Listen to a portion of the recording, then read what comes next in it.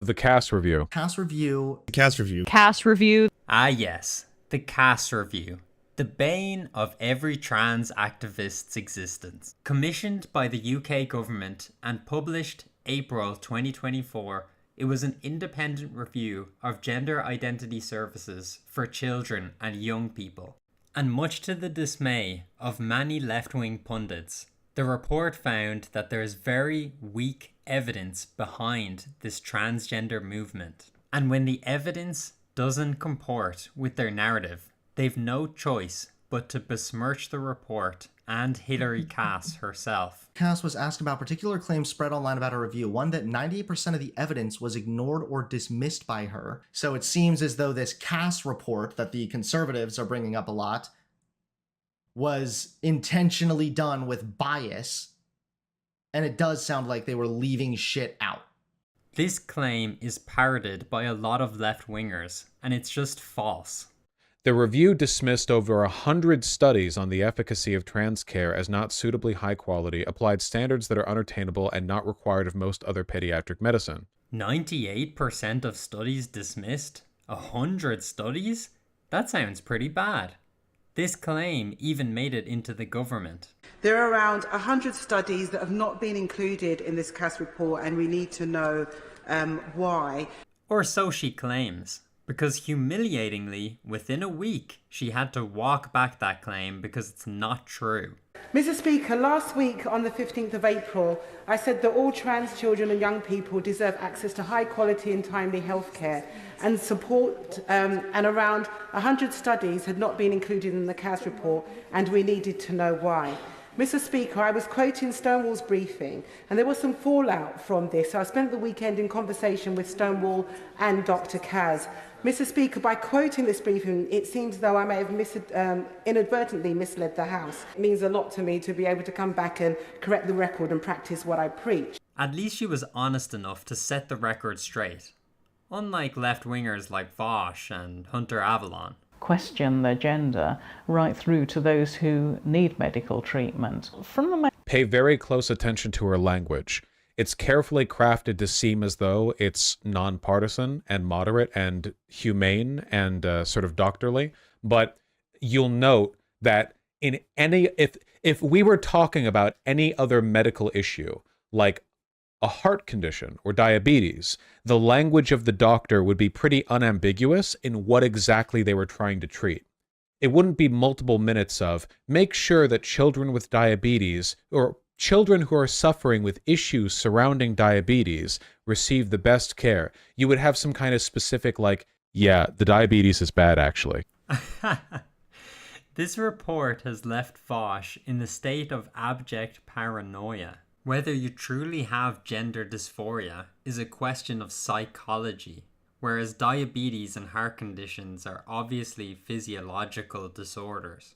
Diabetes can be measured based on insulin levels. You can't just check someone's pulse and determine they're trans, hence the more careful language. Any kind of indication whatsoever. But you listen to the language, you know? Again, very carefully practiced. It was practiced, you guys. And Vaush is right. I found her IMDb page. She's a paid actress. You can tell by the language, it's been rehearsed. She's definitely a paid actress. He's so desperate to besmirch the review that he's delving into conspiracy theories. In the end, the anti-trans victory lap barely made it a few feet before being overtaken by hundreds of academics, experts, and service users exposing the review as a sham. Over 100 academics signed an open letter by the Feminist Gender Equality Network condemning the review as, quote, dangerous and potentially harmful to trans children. 100 academics signed this open letter? Sounds pretty serious. Oh, it's just a Google Doc. But at least the people signing it are doctors in relevant fields, right? A quick search on some of the people who signed it, and you'll find people like this, who specializes in socialist feminism. What does that have to do with transgender care? I have no idea.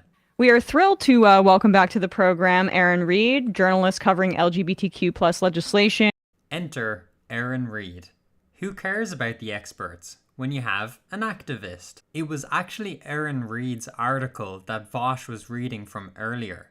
She was one of the early proponents of that misinformation that the review disregarded over 100 studies. But as you'll see, lying and misrepresenting are some of Erin Reed's favorite tactics. That the Cass report ignored trans voices. Right. Specifically stopped trans people from having a say in the ultimate production of this report. Specifically stopped people who handle our care. That is a straight up lie, as they did consult with those groups of people, and they're directly cited within the report at times. The report cites a Republican, US-based, anti-trans YouTube page. Can you talk a bit about that? The report was citing a source that was just a YouTube page, just like a straight up YouTube page, to say to like portray something about what happened at one of the WPATH meetings. By the way that she's framing this, you'd think the Cass report cited Nick Fuentes or something as a source. In reality, it's just a WPATH lecture, uploaded, unedited, and without commentary. Who cares which channel uploaded it? Obviously she's doing this to cast doubt on the Cass report, and she knows Emma Vigeland and her fans are too stupid to fact check. There's this one section of the report where Dr. Cass says that there is evidence that kids are making friends with other kids who are transgender and then suddenly identifying as transgender themselves. They like to pretend that this is a crazy conspiracy theory with no basis in reality. The number of young people identifying as trans has been skyrocketing, especially among young girls. The left has no way to explain this. But that would make sense if this were somewhat due to a social contagion. It has been documented that things like depression and eating disorders have spread via social contagion, primarily among girls. TikTok has spread social contagions of DID and even Tourette's, again primarily amongst young girls. So the Cass report is right to mention that there is evidence that there are similarities between this and other social contagions that we've seen.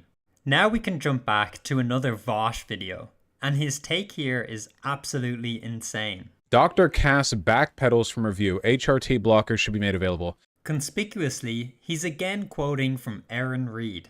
Experts be damned, we have an activist. The basic summary is that the Cass report is bunk. It doesn't hold up on its own scientifically. Like the scientific merits of it are non-existent. There were so many bad things to the like saying they would toss out any study that isn't double blind, which can't be ethically done with a lot of the stuff they're testing for. There he is, regurgitating this lie that was spread by activists. Is the Cass review report saying that being trans can be caused by neurodiversity, mental health conditions, or traumatic experiences? No. Yes? Yes, the report explicitly did, yes!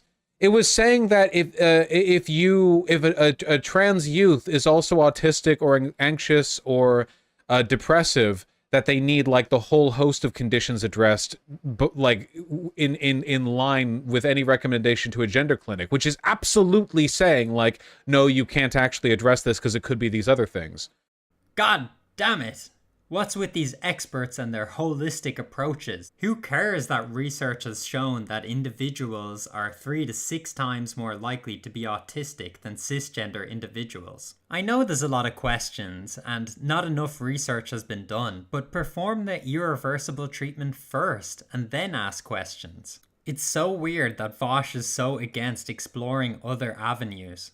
On the one hand, they pretend that the vetting process is very thorough, and on the other hand, he's saying that we shouldn't explore these other avenues. Young people are vulnerable, especially autistic young people. Why are we not exploring all the avenues before assuming it's gender dysphoria and performing these potentially irreversible treatments? So this is one of the central criticisms of the Cass review report, which is they said that basically all research that exists on trans youth is not useful because it doesn't use a double-blind study method. Dr. Cass agrees that it is inappropriate and not possible to conduct a double-blind study in this instance. They just admit it? Why? What's the purpose of this backpedal? It's just weird.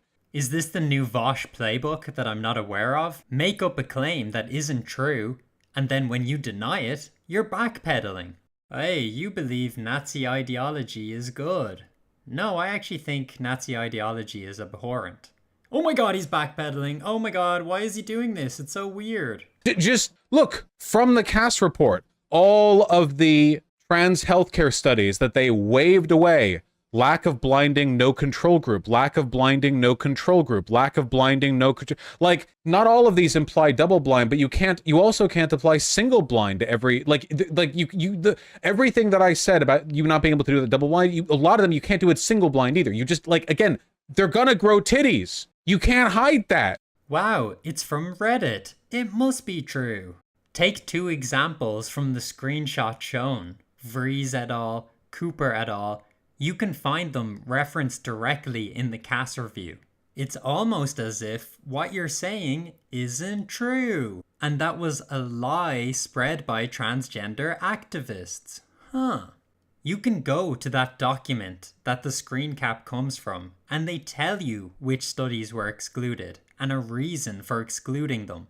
And as you can see, none of the 40 or so studies that were excluded were because they weren't double-blind studies. I don't know how the Cass team can make it any simpler for you idiots. Remember during COVID, all these left-wing pundits enthused that we should trust the experts, listen to the experts. But the tacit caveat was that you only listen to the experts when you agree with them. If not, you can just listen to the activists. This seems to be a motif among the trans activists. If the science is inconvenient, they just deny it. A government-funded study about puberty blockers for transgender teens went unpublished. Researchers recruited 95 trans teens from across the country, gave them these drugs, and watched what happened. Fast forward 9 years later, the results show not so good conclusions. In fact, there was no evidence whatsoever that puberty blockers improved the patient's mental health. Dr. Olson Kennedy, a prominent trans advocate in the medical community, admitted to the New York Times that she withheld the results of the study because of the overall political climate. That's incredible. Conduct a study, and if you don't like the results, just don't publish them. How bad do the results have to be that you're unwilling to publish them, drawing more attention than you otherwise might have? And that's the leftist message. No need for circumspection. It doesn't matter that there's evidence to contradict our narrative. It doesn't matter that there's a lack of research. Let these vulnerable children undergo these irreversible treatments and see what happens.